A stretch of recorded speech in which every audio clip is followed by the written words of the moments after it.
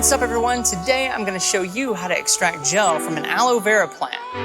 And then I'm going to show you how to apply it to your face. And I'm going to show you this because this weekend I got a sunburn from being at the beach. And today it's a little sore to the touch, my skin's tight, and it kind of burns, and I need something that will help relieve that burn. There's so many people who have aloe plants and never use them.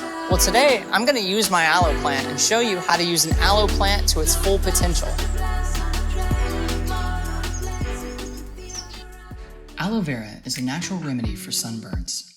It contains a protein that has 18 of the 20 amino acids found in the body that help repair and build tissue.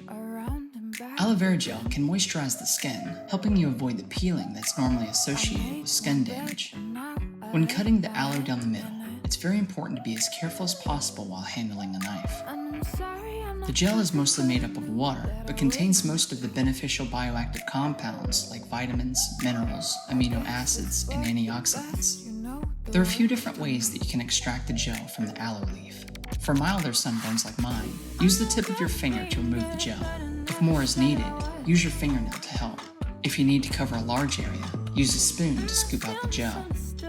Aloe vera gel is rich in salicylic acid, which targets skin issues by increasing the amount of moisture in the skin and dissolving the substance that causes the skin cells to stick together. Work the gel into each area of your sunburn and let it soak into your skin, applying more as needed.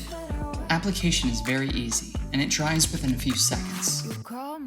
Once finished applying, place the remaining aloe leaf in a Ziploc bag and store in the freezer for later use. Aloe vera is an easy plant to maintain. It doesn't require a lot of watering, and it multiplies very fast. The aloe plant can be a great addition to your outdoor area, as well as a beautiful indoor plant. Thanks for watching. I guess it's for the best.